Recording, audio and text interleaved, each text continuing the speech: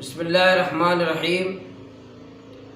بلوچستان میں کئی برسوں سے ملازمتوں پر بندربانٹ اقربا پروری میرٹ کی پامالی جاری ہے، حتیٰ کہ اسامیوں کی خرید و فروخت کی بھی واضح رپورٹس پبلک کے سامنے آ چکی ہیں۔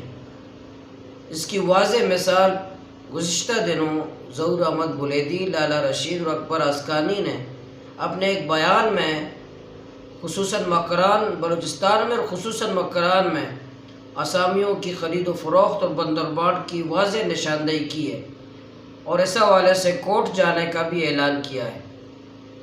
ابھی حالیہ محکمہ ہیلتھ میں ٹیسٹ انٹرو ہو رہے ہیں، لیکن اس پہ واضح ثبوت ہمارے پاس موجود ہیں کہ صرف خانہ پوری ہے، بندربانٹ ہے، یہ تقسیم ہو چکے ہیں۔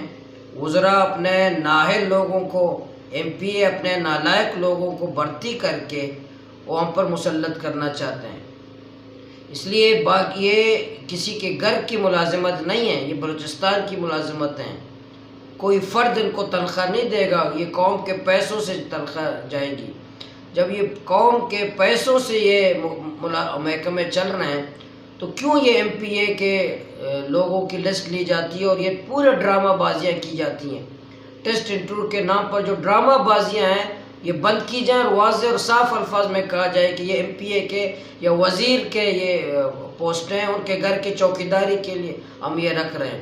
اس لیے اگر میرٹ کی پامالی ہوئی، بندربانٹ ہوا، اقربا پروری ہوئی، ایم پی اے کے لوگ لگے تو ہم تمام دفتروں کے کا گھیراؤ بھی کریں گے، احتجاج بھی کریں گے۔